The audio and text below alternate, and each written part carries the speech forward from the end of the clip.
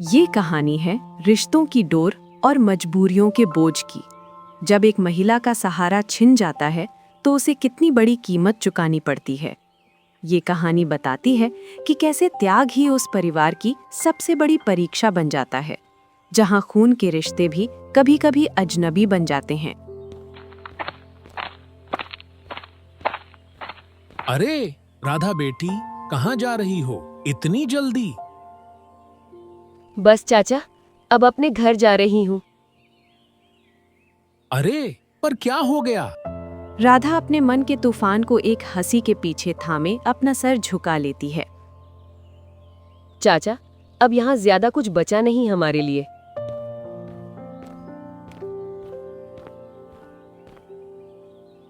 नमस्ते माँ। आ गई मेरी बेटी। नमस्ते नानी। मेरी आंखें तरस गईं तुम्हें देखने के लिए। अब तो यही है। वैसे आपके हाथ के गाजर के हलवे की मुझे बहुत याद आती थी। थोड़ी देर बाद पारो और राधा बाहर चारपाई पर बैठे बात कर रहे होते हैं।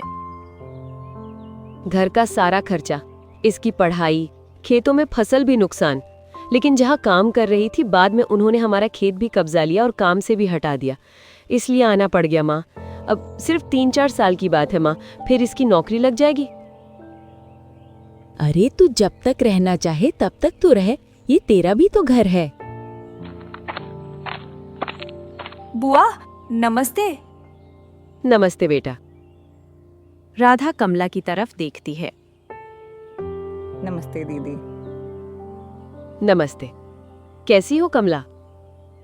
हम ठीक हैं। माँ, मुझे अर्जुन से तो मिल लेने दो। चुपचाप अंदर चल, पढ़ाई कर। वैसे भी अब ये यहीं पड़े रहने वाले हैं। इसकी बात का बुरा मत मानना बेटी, ये तो पहले से ही ऐसे बोलती है, मुझे भी बोलती है, पड़े रहने दे इसे। ये सब माँ को झेलना पड़ेगा, सिर्फ मेरी वजह से। रात को पारो और राधा चूल्हे पर रोटियां सेक रहे थे कि तभी मोहन अपने कंधे पर कुदाल लिए वहां आता है। आ गया बेटा? नमस्ते दीदी। खेत में सब ठीक चल रहा है? फसल कमी हुई है अब की बार, तो पता नहीं कितने क्या ही पैसे मिलेंगे अब की बार। चिंता मत कर, सरकारी स्कूल में तो वैसे भी मुफ्त में ही पढ़ाते हैं, तो अर्जुन तो वहीं पढ़ेगा।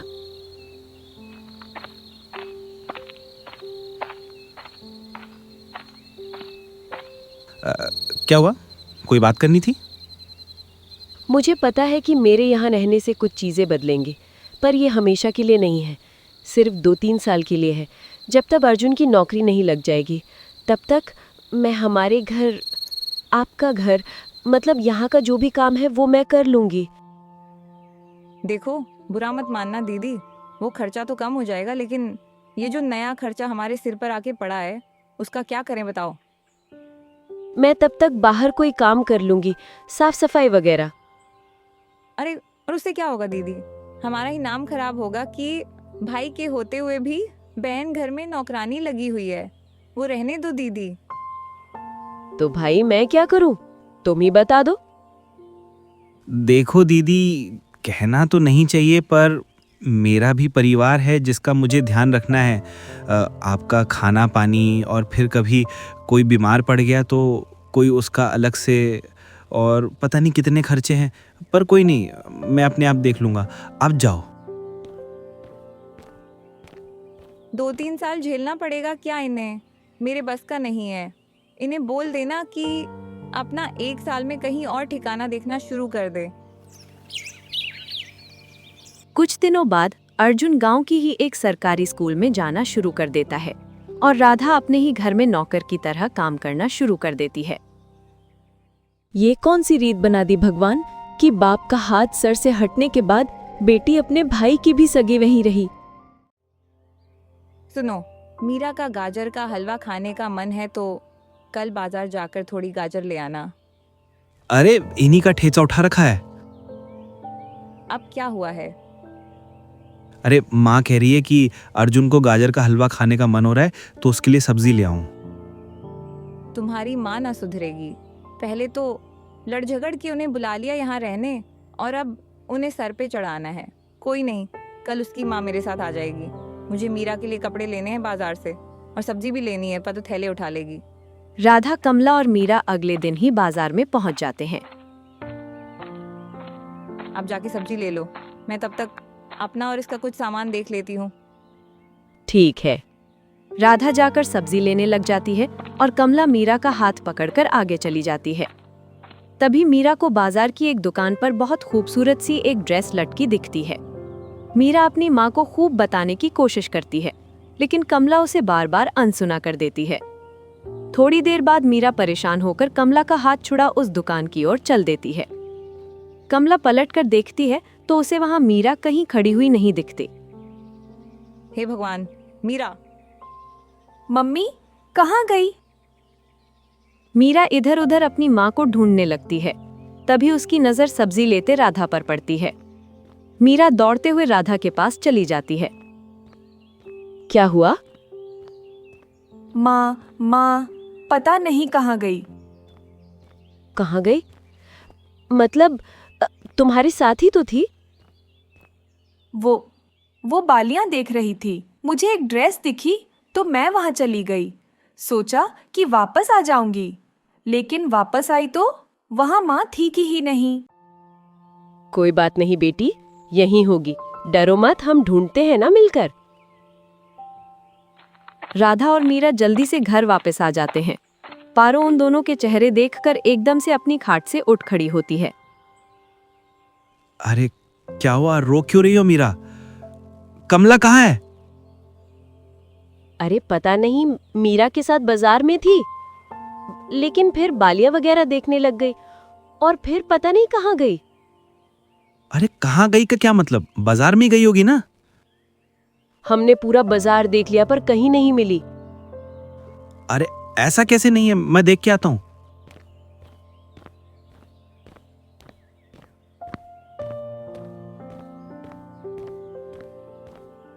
मोहन जल्दी से बाजार चल पड़ता है। बाजार में ढूंढने पर नहीं मिलती। मोहन वापस घर आता है।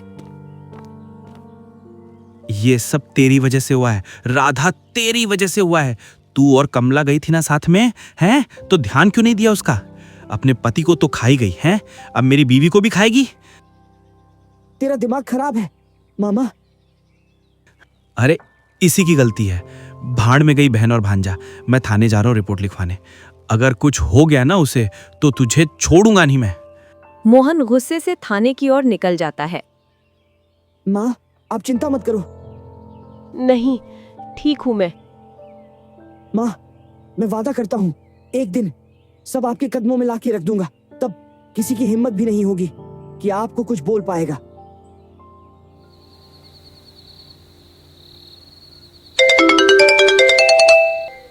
राधा फोन उठाती है।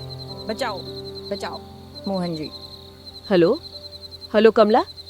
कमला, क्या हुआ कमला? हाँ, अगर ये जिंदा चाहिए तो परसों तक 5 लाख रुपए ले आना, नहीं तो समझ जा फिर। और अगर पुलिस को बताया ना तो खेल खत्म समझाना। क्या हुआ बेटी? कमला को किसी ने अगवा कर लिया है। उन्होंने कहा अगर छुड़वाना है तो 5 लाख दो। हे भगवान, ये क्या हो गया? इतना पैसा कहाँ से लाएंगे हम? राधा कुछ देर तक वहीं खड़ी रहती है और फिर कमरे से थैला लेकर अपनी माँ से कहती है। माँ, मोहन जब घर आ जाए तो उसे सब बता देना। मैं कल सुबह तक आ जाऊंगी। पर बेटी, तू जा कहाँ रही है? सब ठीक करने। अर्जुन, सबका ध्यान रखना। जी माँ। थोड़ी देर बाद मोहन आधी रात को वापस घर लौट आता है। अरे बेटा, वो कमला का फोन आया था। उसको किसी ने अगवा कर लिया है और फिरौती की मांग की है। 5 लाख रुपए की है। क्या क्या कहा?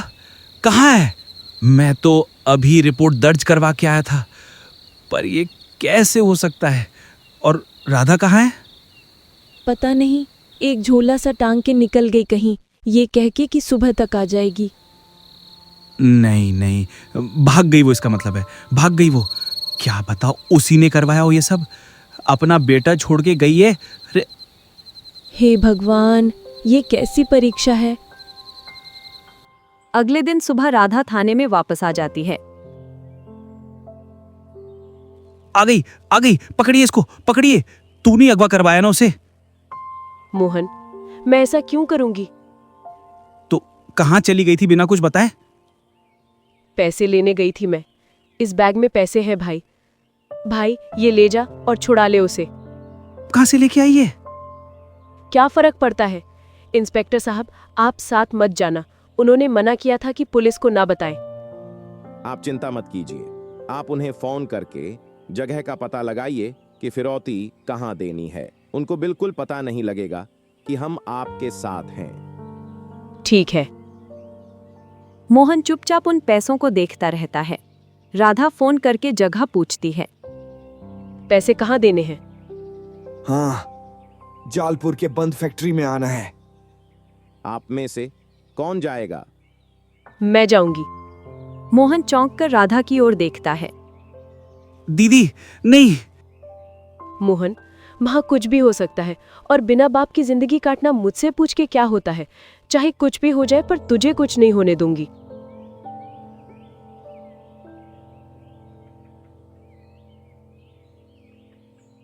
यहां से आपको अकेले ही जाना पड़ेगा, लेकिन चिंता मत कीजिए। हम चारों ओर से इस जगह को घेर रहे हैं। राधा पैसे लेकर फैक्ट्री के अंदर जाती है। वहां गुंडे कमला को बंदी बनाए रखते हैं। बचाओ, बचाओ। शांत हो जा, शांत हो जा। पहले पैसे लेंगे। राधा गुंडे के पास जाती है और बैग गुंडे को देती है। गुंडे पैसे का बैग लेते हैं। पूरे है, चल खोल इसको। राधा दौड़ते हुए कमला के पास जाती है और उसे खोल देती है। तभी बाहर से एक गुंडा भागता हुआ अंदर आता है। भाई, भाई, पुलिस आ रही है यार। मना किया था ना कि पुलिस को मत बताना है। गुंडा बंदूक उठाकर कमला की तरफ तान देता है और गोली चला देता है। राधा को गोली लग जाती है। तभी पुलिस अंदर आ जाती है। मोहन दौड़ता हुआ राधा के पास आता है। दीदी, दीदी, कुछ नहीं होगा आपको। इन्हें अस्पताल ले चलो, अभी के अभी।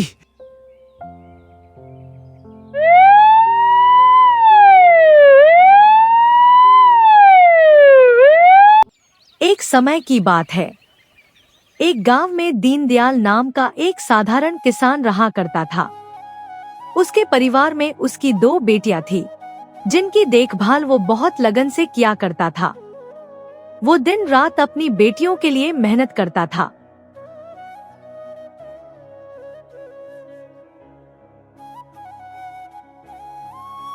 अरे दीनदयाल भाई, कभी आराम भी कर लिया करो। तुम तो दिन रात काम में लगे रहते हो। अरे अपना नहीं तो कम से कम अपनी बेटियों का सोचो। तुम्हें कुछ हो गया तो उनका क्या होगा? अरे तुम तो जानते ही हो, जब दोनों बेटियां बहुत छोटी थीं, तभी उनकी माँ गुजर गई। तब से मैं ही उनकी परवरिश कर रहा हूँ। उनके लिए मैं कभी थक नहीं सकता। इस प्रकार शंकर की बातों को अनसुना करके दीनदयाल आगे की ओर बढ़ जाता है। वो घर पहुंचता है, जहां उसकी बेटियां उसे देखकर हैरान हो जाती हैं, क्योंकि पिता पसीने से लथपथ थे। अरे पिताजी, आपके कपड़े गंदे हो गए हैं और आपने कैसा हाल बना रखा है। दिन रात खेतों में काम करते हैं। मैंने तो कितनी बार कहा है कि अब हम काम पर जाएंगे, पर आप हमारी बात नहीं सुनते। अरे जब तक मैं जीवित हूँ, तुम लोगों को काम पर जाने की जरूरत नहीं है। अब तो जल्द से जल्द की शादी करके अपनी जिम्मेदारी खत्म कर दूंगा।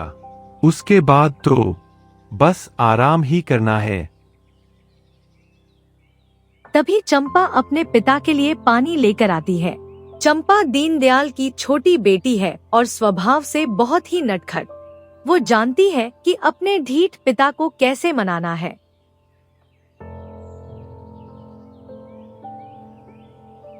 पिताजी, दीदी की शादी करनी है तो कर दीजिए। मैं तो आपको छोड़कर कहीं नहीं जाऊंगी। आप कहते हैं कि मैं आपको सबसे अधिक प्रिय हूँ, तो फिर आप मुझे यहाँ से कैसे भेज सकते हैं? इस प्रकार अपनी बेटियों के साथ बातचीत करते हुए दीनदयाल ने आराम करने लगा। लेकिन कामिनी और चंपा को बिल्कुल नींद नहीं आ रही थी। उन्होंने सोच लिया था कि अब से वह अपने पिता को इस तरह मेहनत नहीं करने देंगी।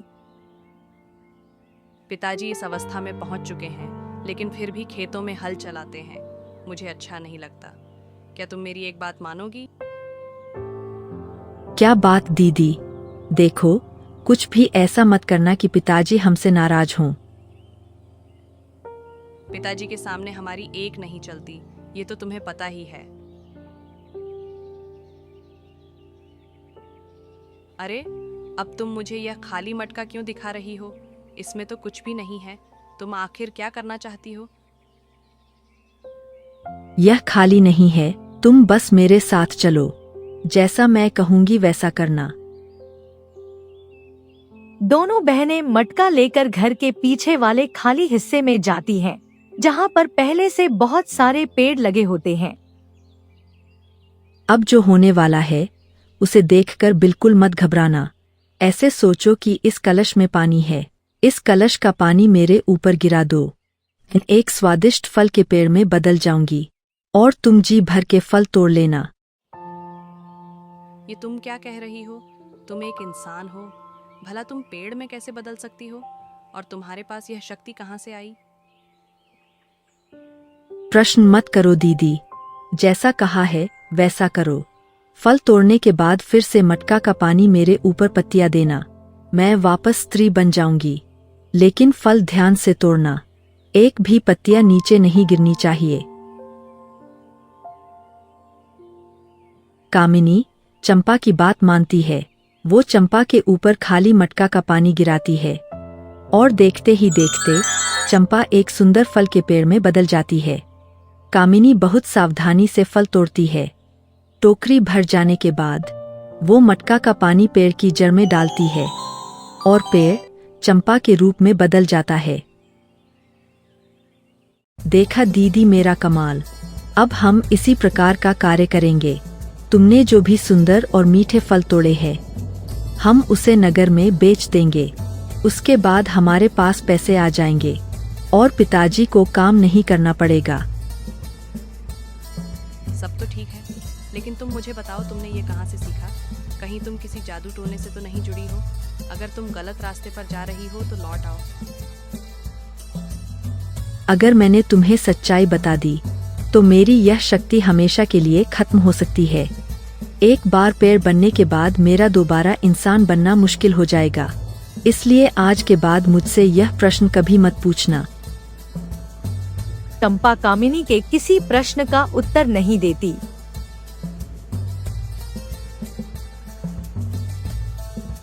दोनों फल की टोकरी को लेकर नगर के बाजार पहुंचती हैं और फल बेच देती हैं। इससे उन्हें अच्छे पैसे मिलते हैं। इस प्रकार चंपा और कामिनी ने फल बेचकर धन इकट्ठा किया। सेठ धनराज फलों का स्वाद लेते हैं। उन्हें फल बहुत मीठे और अच्छे लगते हैं। सेठ ने अपनी पत्नी से प्रतिदिन यही फल मंगवाने की बात कही। इस प्रकार चंपा और कामिनी के फल सेठ की हवेली तक जाने लगे। किरण, तुमने यह सुगंधित फल कहाँ से मंगवाए हैं? इसकी खुशबू इतनी ज्यादा अच्छी है कि मेरा मन शांत हो गया।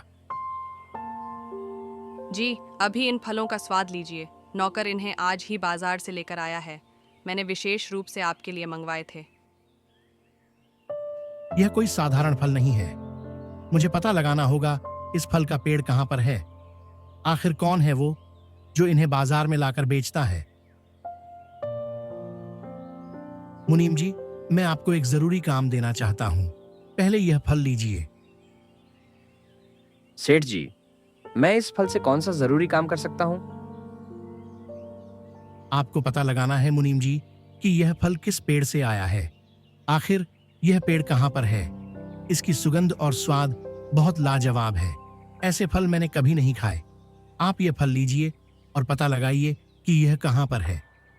सेठ का आदेश मानते हुए मुनीम और उसके आदमी पूरे नगर में इस सुगंधित फल का पेड़ ढूंढते हैं, लेकिन उन्हें यह कहीं नहीं मिलता। माफ करना सेठ जी, मैं आपका काम करने में पहली बार असफल हो गया हूँ, क्योंकि इस फल का पेड़ पूरे नगर में कहीं पर नहीं है। मुनीम ने सेठ को सूचना दे दी, लेकिन फिर भी सेठ के मन में प्रश्न खत्म नहीं हो रहे थे। आखिरकार सेठ ने एक योजना बनाई। सेठ साधारण वेश बनाकर बाजार में जाते हैं और देखते हैं कि दो लड़कियां फल बेच रही हैं। सेठ फल खरीदने का नाटक करते हैं। तुम्हारे फलों की खुशबू तो बहुत अच्छी है, स्वाद में भी यह बहुत मीठे होंगे। एक बात बताओ, यह फल तुम लोग कहाँ से लेकर आती हो? दरअसल मैं एक व्यापारी हूँ और मैं जानना चाहता हूँ। यदि आपको यह ताजे और मीठे फल चाहिए तो आपको यह फल हमसे ही खरीदने होंगे। हम आपको नहीं बता सकते कि इसका पेड़ कहाँ पर है। चंपा की बातें सुनकर सेठ समझ गए कि चंपा और कामिनी दोनों कोई रहस्य छुपा रही हैं। सेठ मन में योजना बनाते हैं कि वह स्वयं उनका पीछा करेंगे। अगले दिन जब चंपा फल का पेड़ बनती है, तब सेठ उसे ऐसा करते हुए देख लेते हैं। ये लड़की तो सचमुच बहुत रहस्यमयी है। इसे तो मेरी हवेली में होना चाहिए। इसकी शक्तियों पर केवल मेरा अधिकार होना चाहिए। यदि यह पेड़ बन सकती है तो इसके पास और भी बहुत सारी शक्तियां होंगी। सेठ हवेली वापस आ जाते हैं और मुनीम से कहकर दीनदयाल को हवेली पर बुलवाते हैं। आओ आओ दीनदयाल, तुम्हें हमसे डरने की आवश्यकता नहीं है। हम तो तुमसे बहुत महत्वपूर्ण बात करना चाहते हैं। भला एक धनी सेठ को मुझ गरीब किसान से क्या काम हो सकता है? मैं तो बस एक साधारण किसान हूं जो दिन रात खेतों में मेहनत करता रहता है। दीनदयाल, बात कुछ ऐसी है कि मैं दूसरा विवाह करना चाहता हूं और हमें तुम्हारी छोटी बेटी बहुत पसंद है। यदि तुम्हें कोई आपत्ति ना हो तो क्या वो मेरी पत्नी बन सकती है? सेठ जी, कृपया मुझे थोड़ा समय दीजिए। मैं एक बार अपनी बेटी से पूछ लेना चाहता हूँ। विवाह के लिए कन्या की सहमति आवश्यक होती है। अरे, तुम दोनों दिन भर कहाँ घूमती रहती हो? कितनी बार कहा है घर से बाहर मत जाया करो। वही हुआ जिस बात का डर था।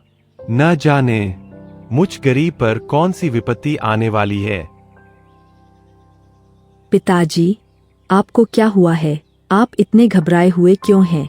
क्या हमारी वजह से कुछ हुआ है? अरे, सेठ ने विवाह का प्रस्ताव भेजा है, वो भी चंपा के लिए। लेकिन सेठ तो पहले से विवाहित है, फिर भी न जाने क्यों मेरी बेटी से विवाह करना चाहते हैं।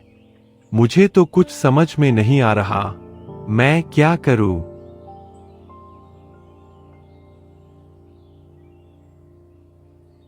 तभी दीनदयाल का दोस्त शंकर वहां पर आता है। दीनदयाल शंकर को सारी बात बताता है। देखो दीनदयाल, सेठ ने स्वयं चलकर प्रस्ताव दिया है और वैसे भी सेठ को ना करने का मतलब है बैठे बिठाए मुसीबत मोल लेना। तुम उन्हें हाँ कह दो। अरे, तुमको तो पता है सेठ पहले से विवाहित है। चंपा से विवाह करने के पीछे उनका क्या उद्देश्य होगा? मुझे तो बहुत डर लग रहा है। देखो दीनदयाल, धनी लोगों की कई पत्नियां होती हैं। तुम्हारी बेटी सेठ की पत्नी बनेगी, इससे बड़ी खुशी की बात और क्या हो सकती है? इस प्रकार शंकर के समझाने पर दीनदयाल सेठ और चंपा के विवाह के लिए तैयार हो जाता है। सेठ और चंपा का विवाह हो जाता है। सेठ चंपा से बहुत अधिक प्रेम करते हैं।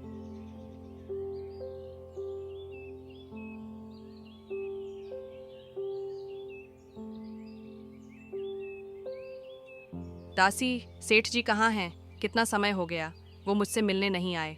जब से उन्होंने दूसरा विवाह किया है तब से वह मुझसे पहले की भांति प्रेम नहीं करते। उनका सारा समय अब छोटी पत्नी के साथ बीतता है। यह तो सत्य है जी कि छोटी पत्नी के आने के बाद आपका महत्व खत्म हो चुका है। आपको कुछ करना चाहिए जिससे आप अपना खोया हुआ सम्मान पा सकें। कहीं ऐसा ना हो कि छोटी पत्नी आपको हवेली से बाहर करा दे। आपको सावधान रहना होगा और समझदारी से काम लेना होगा। अब समय है कि आप अपने अधिकार फिर से स्थापित करें। नहीं नहीं, ऐसा नहीं होगा। मैं उस गरीब को इस हवेली में नहीं रहने दूंगी। मुझे कैसे भी करके उसे यहाँ से निकालना होगा। इस प्रकार किरण के मन में छोटी पत्नी चंपा के प्रति बहुत नफरत भर जाती है। एक दिन जब हवेली के बगीचे में चंपा ध्यान मुद्रा में बैठती है और सेठ जी उसके ऊपर पानी डालते हैं, तब वो पेड़ बनती है। ऐसा करते हुए किरण उसे देख लेती है। ये किस प्रकार का रहस्य है? छोटी पत्नी के पास इतनी शक्ति है और सेठ जी को इस विषय में पता है। इसका मतलब सेठ ने इसलिए इस गरीब से विवाह किया। अब मैं समझ गई कि मुझे क्या करना है। एक दिन बड़ी पत्नी किरण चंपा के पास आती है। आइए आइए, आपका स्वागत है। आपको कोई काम था तो आपने मुझे बुला लिया होता। आपने यहाँ आने का कष्ट क्यों किया? नहीं नहीं, मैं तो तुम्हें अपनी छोटी बहन समझती हूँ, इसलिए तुमसे मिलने चली आई। तुम तो जानती हो हम पत्नियों का जीवन कैसा होता है। मैं तो हवेली में अकेली परेशान हो जाती थी, पर अब तुम आ गई हो तो अच्छा लगने लगा है। क्या सचमुच दीदी? आपको मुझसे कोई शिकायत नहीं है? आप ही की तरह मेरी भी एक बड़ी बहन है जो मुझसे बहुत प्रेम करती है। अब दीदी के रूप में आप मुझे मिल गई है। मैं बहुत प्रसन्न हूँ। तो क्यों ना हम दोनों बहनें कुछ समय बिताएं? चलो हम दोनों जंगल की ओर चलते हैं। वहाँ पर जंगली फूल देखने जाएंगे ताकि हमारा मन बहल जाए। ठीक है दीदी, लेकिन इससे पहले हमें सेठ जी से आज्ञा लेनी चाहिए। यदि वह हमारे साथ चलने को तैयार हों, तो और भी आनंद आएगा। सेठ जी तो इस समय व्यापार के कामों में व्यस्त होंगे। चलो हम दोनों चलते हैं। क्या तुम अपनी बड़ी बहन के लिए इतना नहीं करोगी? चंपा सैर की तैयारी करने जाती है। तभी उसे मटका का ध्यान आता है।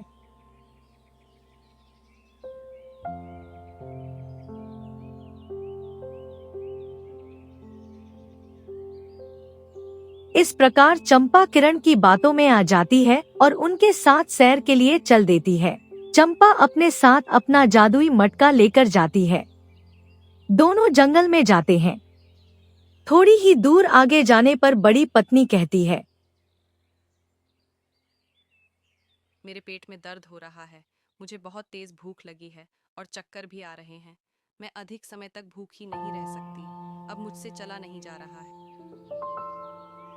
दीदी, आप चिंता मत करो। आप यहाँ पर बैठ जाओ। मैं अभी आपके लिए पानी लेकर आती हूँ। नहीं नहीं, जल तो हमारे पास है।